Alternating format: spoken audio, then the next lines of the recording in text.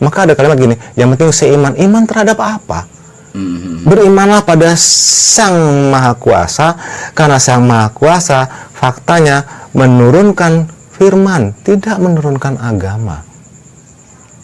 Terjadinya agama A, B, C, D karena mau banyak-banyakan jumlah, mau banyak-banyakan kekuatan, dipetakan semua, karena ujung-ujungnya ke politik. Ada satu agama di Indonesia besar ya, mayoritas ya, bisa disatuin apa? Yang satu yang satu padahal sebenarnya nggak bisa disatuin sampai sekarang karena mereka bertahan pada egonya masing-masing. Padahal Sang Maha Kuasa benar-benar kalau mau sadar ya, pertanyaan saya balik, apakah Sang Maha Kuasa, Sang Maha Pencipta menciptakan agama atau menurunkan firman? Jawab dulu deh. Menurunkan firman. Agama itu apa?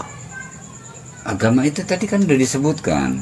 Tuntunan agama itu membuat tata aturan. Kalau tuntunan berdasarkan kasih sayang, ya berarti sesungguhnya agama itu sama nggak? Mengajak orang saling berbagi kasih sayang.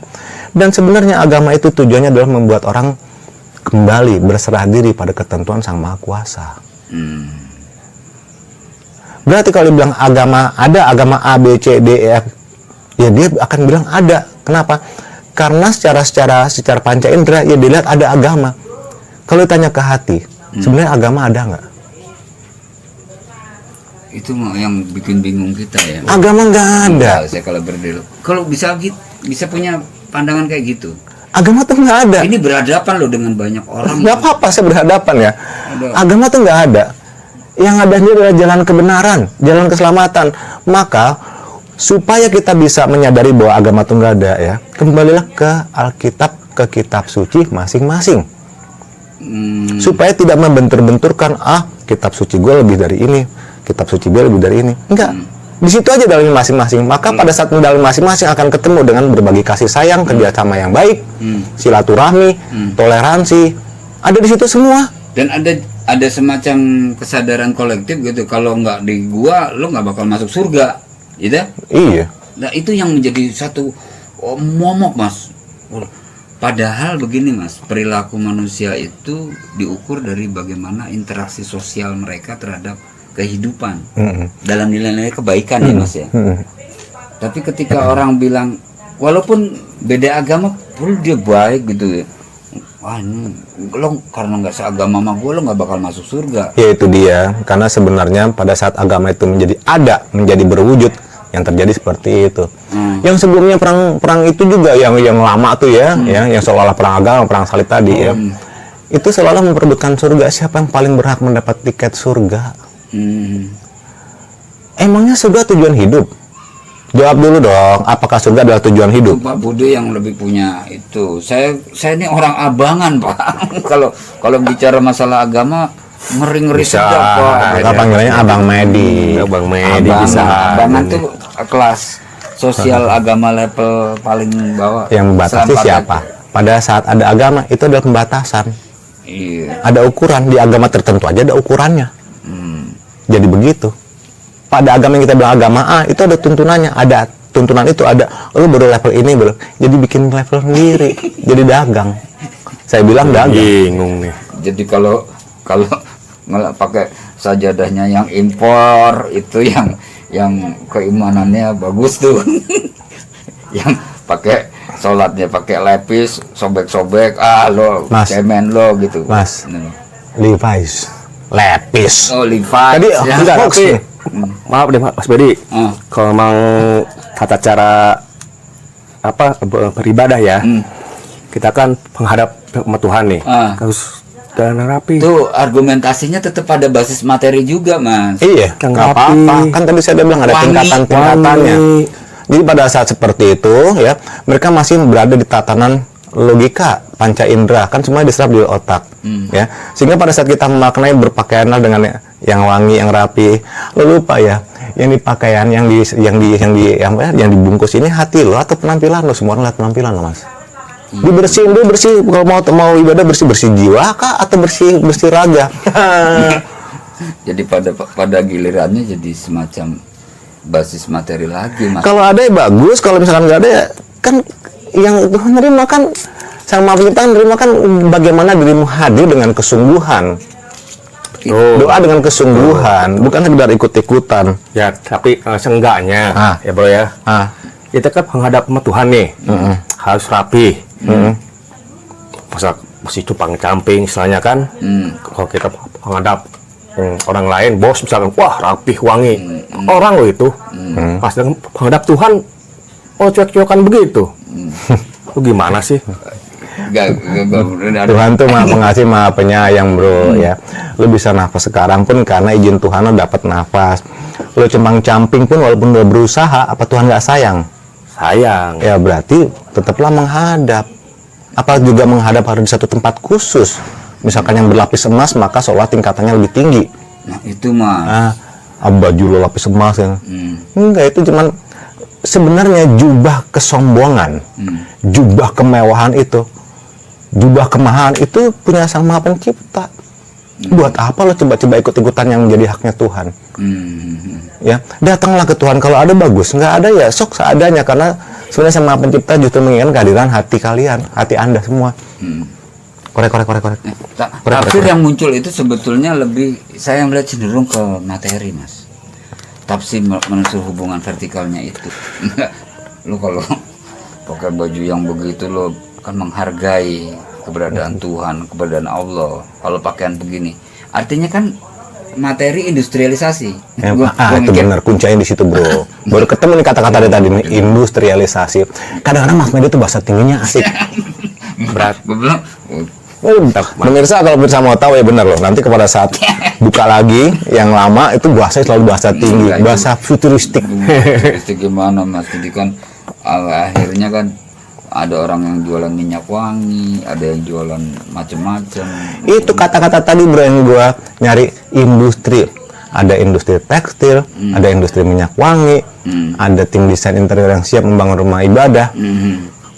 Malah ada namanya lagi, seolah-olah Dewan Kemakmuran. Iya. Yang makmur tempat ibadahnya atau rakyat sekitar udah beda lagi urusannya tuh. Yang penting nyohor. Yang penting pada saat dilihat mewah. Dibilangnya apa? Yang pantas lah. Ada lagi kalau ibadah putih semua. Hei, jiwa lo yang putih. Atau pakaian lo yang putih. Kalau nggak ada pakaian putih, apa lo paksain? Nggak, ini kembali lagi yang tadi kita obrolin awal mas, soal realitas terus hubungan dengan agama. Ini kan udah masuk pada tata perilaku kita beribadah dan sebagainya. Nah, saya melihat ini, jujur mas saya ada keresahan itu mas. Nggak apa-apa, memang harus resah. Berarti nggak mikir. Kalau cuma ikut-ikutan nggak ikut resah. Bagi pemirsa juga yang merasa nggak resah ya berarti cuma ikut-ikutan doang. Nggak mau berpikir, nah melalui media ini mikir aja mikir. Karena sesungguhnya tuntunan ibadah ya, atau ibadah itu sendiri atau bahkan agama sendiri, bahkan surga sendiri itu bukan tujuan. Gitu ya. Saya ulang. Bahkan tuntunan segala macam ya, bahkan agama pun yang Anda anggap seperti itu, bahkan surga pun itu bukan tujuan Anda dihidupkan di dunia atau di bumi ini. Tujuannya apa? Mengenal diri sendiri dan mengenal Sama Pencipta. Itu Pak Budi yang... Jadi orang banyak ketuker, otaknya tuh ketuker. Ya, itu betul bro. Tapi surga dan neraka kan sudah diciptakan sama Yang Maha Kuasa di Alkitab yang udah dibuka masing-masing. Belum? Udah dibuka belum? Kulingnya udah bunyi belum? Jawab dulu dong. Belum. Ya udah, kita bahas yang ada sekarang boleh ya? Boleh. Itu ada nih di sana nih. Kita nggak tahu. Karena itu ada bagian dari keimanan masing-masing. Entah namanya heaven, entah namanya Eden, gue nggak tahu. Terserah ya sebutannya ya. Jadi yang sebenar-benarnya adalah kalau Anda telah mengenal Sama Pencipta sesungguhnya, maka Anda sebenarnya sedang berada di surga setiap hari, setiap saat. Apalagi kalau berbagi kasih sayang, berbagi manfaat. Tadi yang disebutkan itu pada saat agama ada malah dihancur-hancurkan segala macam, saling menghancurkan karena mereka tidak memahami agama itu apa. Dia pikir agama adalah kotak. Bukan bro. Itu menurut gue sih bukan nggak bener ya. Bukan nggak bener, tapi salah. Loh, dia menyalahkan ya? Kok menyalahkan? Kalau orang berpendapat bahwa misalkan ternyata agama seperti itu, berarti salah. Agama bukan kotak tertentu. Agama justru membebaskan cara pikir, membebaskan hati untuk beribadah. Cek kepada nabi-nabi Anda dulu. Beribadah bukan sebatas ritual apa ritual. Banyak lah orang akhirnya ritual itu jadi tujuan lah, saling Kayak kita bangga-banggain. beribadah. Ibadah tuh apa sih? Nah itu Maknanya Mas. kan luas. Ah. Ya, nanti kita geser ibadah sebagai tuntunan atau kepada apa itu ibadah ya, taat kepada apa. Balik lagi ke yang tadi ya. Jadi pada sampai satu saat orang itu merasa, wah ini tujuan, bukan. Tujuan yang utama adalah mengenal satu sejatinya diri sendiri. Sejatinya awak sendiri. Sama Diri hati. sendiri. Kemudian ya tadi berarti udah mengenal sama pencipta tuh ya. Kalau belum itu PR deh. Kedua, tahu dulu tugasnya apa di muka bumi. Ya. Banyak orang punya tugas beda-beda ya.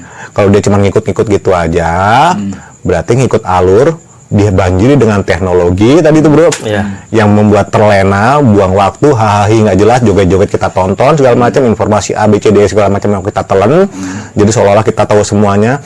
Padahal sungguhnya mulai makin dalam kita akan mengalami kekosongan jiwa, makin tidak mengenal tujuan hidup. Yang ketiga, tahu nggak jalan pulang untuk kembali pada sama pencipta itu sendiri. Akhirnya Nah itulah proyek besar, mau dari Armageddon sampai ke agama itu apa tadi kita bahas ya. Kenapa saya bilang agama nggak ada? Ya, karena pada saat agama itu ada, kita sedang masuk kotak-kotak yang mereka ciptakan supaya kotak nanti ini dibentur-benturkan, dung jadilah Armageddon tadi. Oke. Bahan bakarnya adalah seolah-olah agama, alatnya itu adalah senjata, termasuk handphone Anda, merubah pola pikir, merubah urusan penjiwaan sampai kosong benar-benar. Sampai sesungguhnya lu pada nggak sadar lu jadi zombie. Ikut aja ada sarananya, setiap hari ketawa aja, senyum-senyum aja, sendiri tapi berasa beramai-ramai ada di lu padahal lu lagi sendiri. Dan memang kita sudah dipaksa untuk menjadi bagian itu. Masuk ke arena itu. Enggak, lu yang mau. Enggak. Gue nyediain aja sarananya. Lu hanya merasa supaya eksis lu gabung. Enggak Mas, ada satu aplikasi yang kita terregistrasi secara internasional.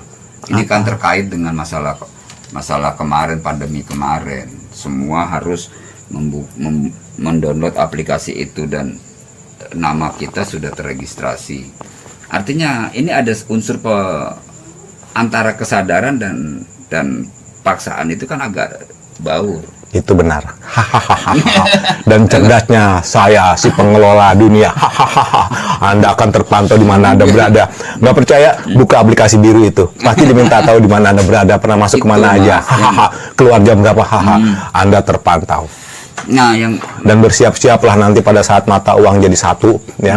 Entah namanya apa, klepto atau yang mirip klepto apa ya? Apalah saya sudah nggak atau kribo apa namanya kalau digabung jadi kripto. Nah, seperti itu menyatu ya. Anda akan diatur dan kita semacam kalau dulu istilahnya bukan zombie Mas, mayat mencari ruhnya. Lebih suka melang gitu mayat mencari ruhnya tuh.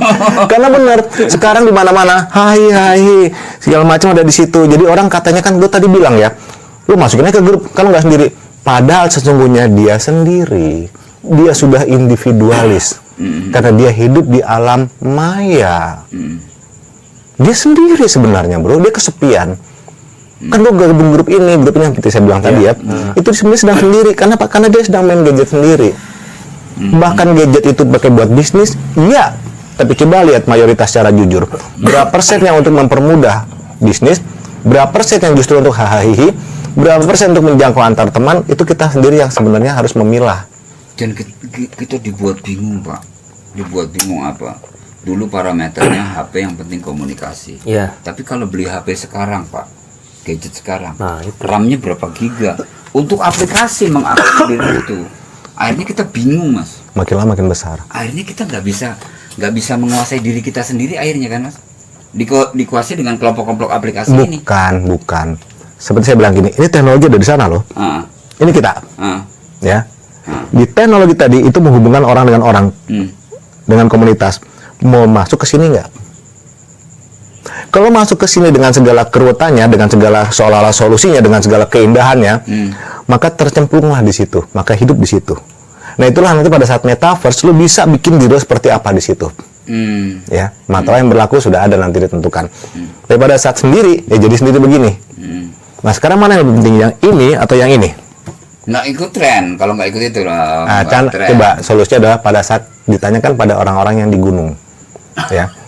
ikut tren atau tidak ikut tren sebenarnya berpulang kepada kenyamanan jiwa, ketenangan jiwa, kedamaian jiwa. Mana yang lebih damai sebenarnya? Akhirnya muncul perbuatan akhirnya. Nanti pada prosesnya mereka hanya taunya dagang, ya. Perkara dagang itu dengan teknologi segala macam supaya motong jalur distribusi. Dia hidup dengan tenang, dengan damai.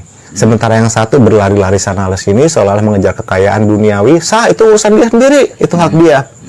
Di sisi lain tinggal milih mau hidup yang tenang damai atau mau ikut berlari-lari. Waktunya sama, bro. 1 hari 24 jam tiba-tiba selesai. Misalkan wafat. Ini rugi yang mana? Kan tadi ada 3 tujuan. Kenali dulu siapa Anda sesungguhnya.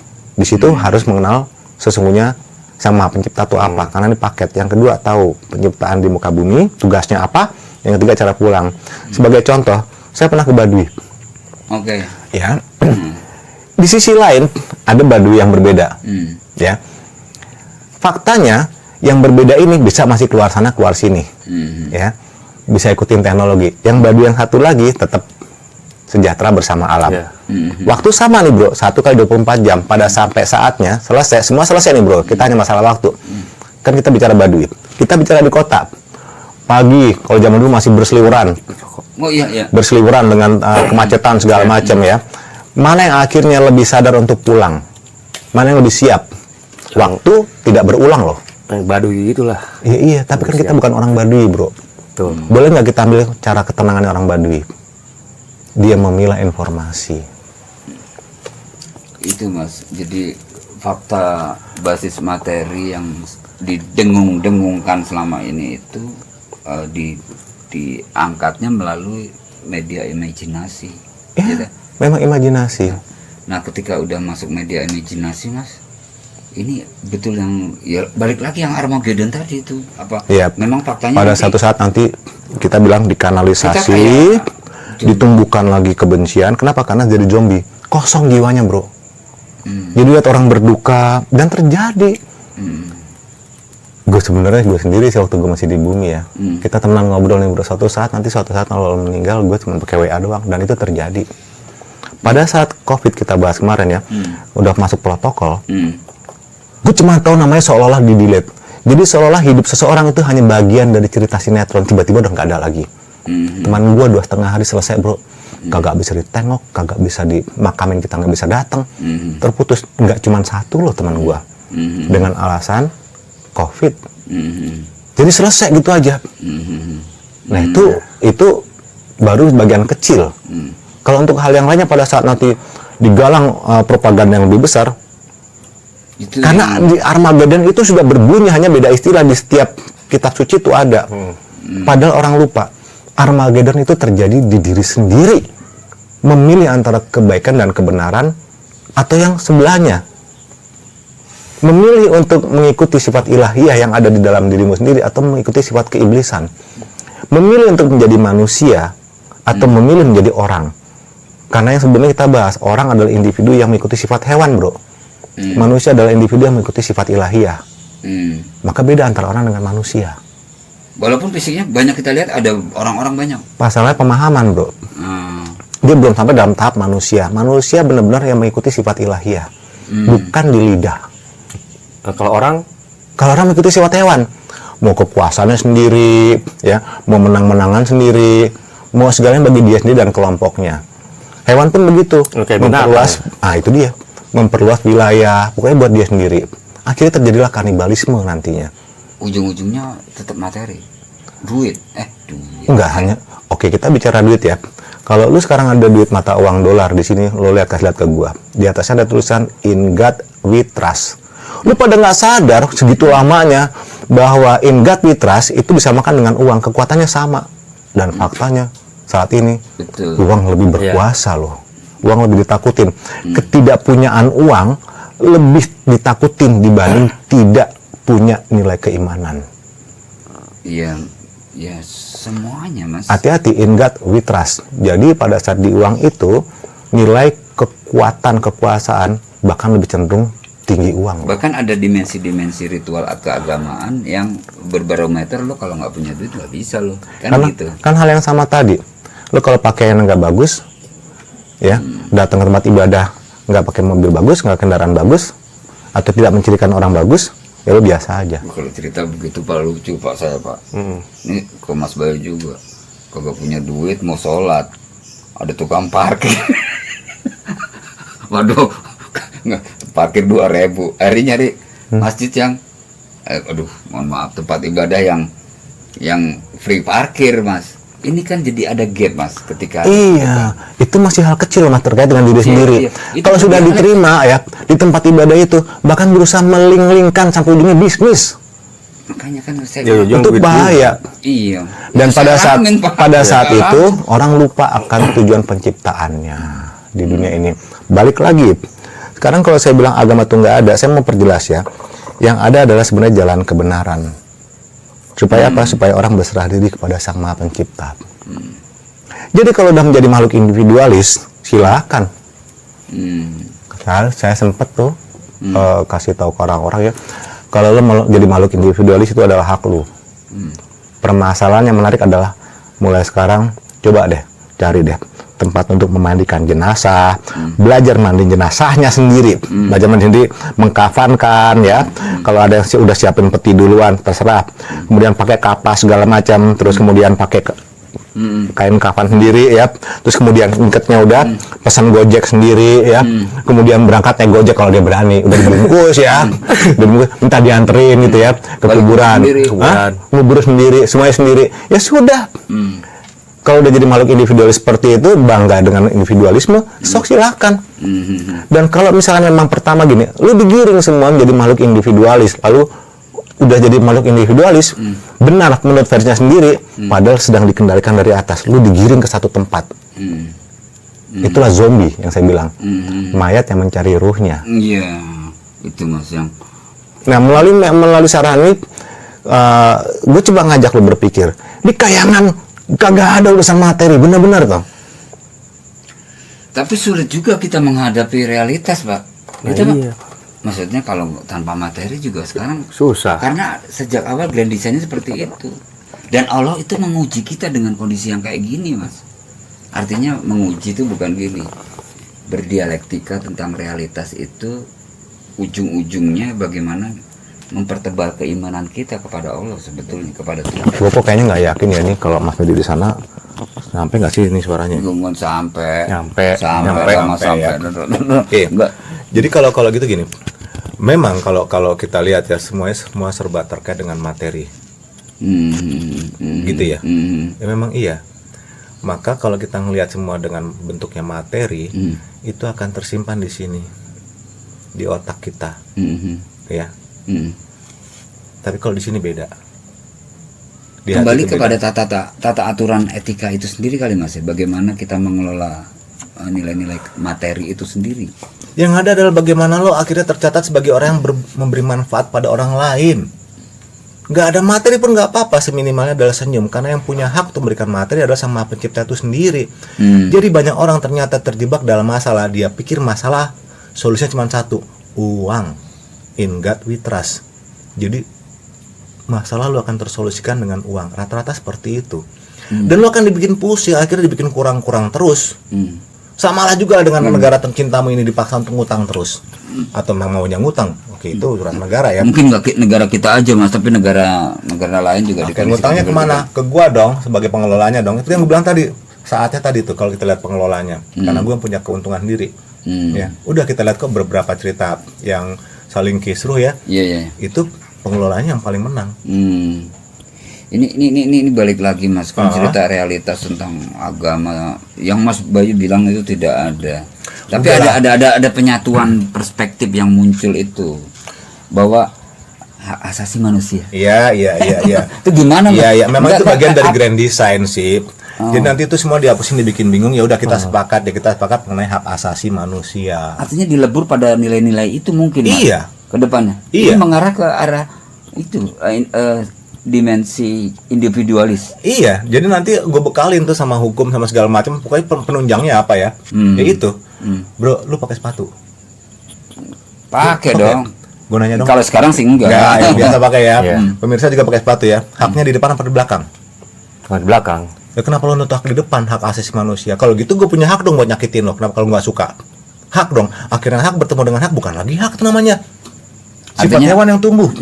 Di suatu negara yang sudah mapan, saking detailnya aturan-aturan hukum beda ya, aturan hukum dengan norma kehidupan itu beda ya. Tadi kita bahas life, kehidupan ya, itu berbeda dengan hukum. Hukum diciptakan oleh negara berdasarkan kesepakatan. Saking sepakatnya, saking hebat, cek di Alkitab masing-masing, di kitab suci masing-masing. Bisa nggak sesama gender itu menikah? Sesama gender. Nggak, Pria dengan pria, wanita dengan wanita. ya kalau berdasarkan agama ya Nggak tidak boleh. Terjadi nggak? Terjadi sekarang. Oke. Karena itulah yang dinamakan hak asasi manusia. Hmm. Keluar nggak dari tuntunan dan tatanan? Keluar. Oke. Jadi memang hak asasi manusia itu nilai-nilai universal yang dibentuk oleh kelompok-kelompok itu. Memang menurut hukum mereka sendiri.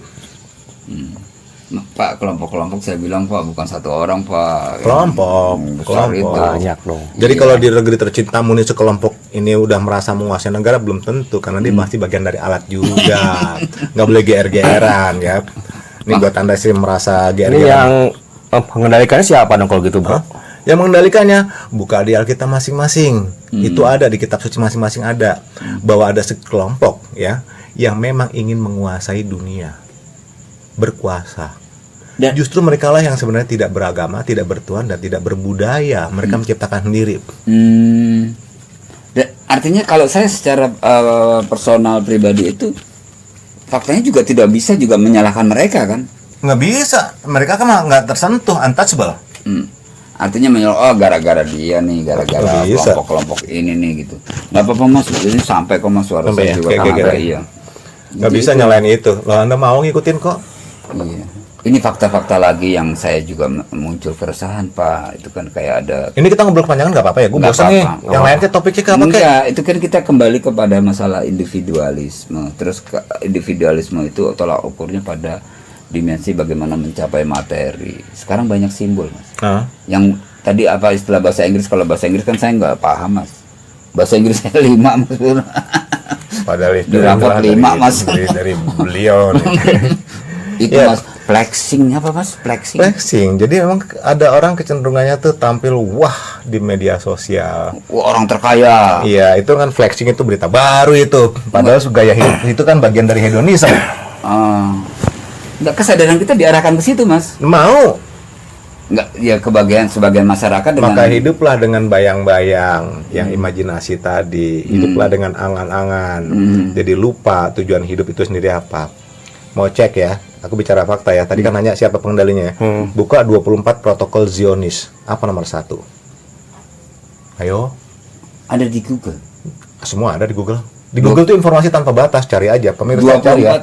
24 protokol Zionis. Nomor 1 apa? Kalau saya salah, kasih tahu segera ya. Tulis di komentar ya. Nomor 1 adalah membuat orang lupa akan tujuan hidupnya. Itu ya. Dan ini sedang berproses. Nah, yang ngerasain sendiri. Makanya yang saya sering diskusi sama teman-teman, aduh loh kenapa berpikirnya seperti itu ya. Ada tayangan rumahnya disorot, terus kamarnya punya kolam renang, ini gelang. Itu kan ya media Tapi sosial juga. ada nilai-nilai kehidupan juga ditonjolkan untuk biar balancing, misalnya dia memberi ke orang lain. Karena punya uang kan jadi cerita bagus Iya. kan. Nah itu yang sebut Mas, ini sorry mas, mohon maaf nih, saya berpikirnya apa ini juga grand design mas? Grand design itu kan teknis. Grand design adalah supaya ente pada nih ya, lupa pada Tuhan yang sesungguhnya. Ya grand design bagian dari. Jadi kalau kaya ini bagi-bagian ke orang tuh jadi wah baik nih sorga, jadi tujuan kan? Ketipu lah. Emang yang maha kaya memberikan kepada Anda itu hak Anda, atau karena Anda bekerja, atau itu semua karena keinginan dari Sang Maha Pencipta? Lu bisa kaya, bisa ada duit nih karena lu kerja keras, atau karena memang Sang Maha Pencipta? Ya, ini buat lu. Atau bagian dari satu. Dan pada saat buat lu pun gue tanya, ya, gimana? ujian ya buat lu, atau udah manfaat itu? Bahkan lu kaya pun masih ujian bro, faktanya kayak gitu. Malah ujian yang paling Paling berat. Iya. Paling berat, jadi memang itu mas. ada. Saya ulangi lagi, kita suka berdialek Pak, suka bertanya di diri sendiri gitu kan, kayak saya ungkap misalnya penayangan orang dikasih uang sesuatu, habiskan itu dalam 10 menit belanja segala macam tuh. Itu saya malah kasihan tuh. Oh, ada lagi nih. Masa Ada mengeksploitasi kemiskinan. Ada lagi nih. Oke, pegang itu ya. Ada lagi nih. Kamera action. Nah, saya kasih diterima nangis pelukan. Kamera action. Dah. Yang penting kelihatan bahwa sedang bersedekah. Lah, dagelan kok level dasar. Dan itu di foto, ditayangin. Tapi kan buat konten mereka, bisnis juga. Itulah demi konten, demi bisnis. Yang penting lupa aja tujuan hidup. Bro, gimana? kapan ya? Dulu ya.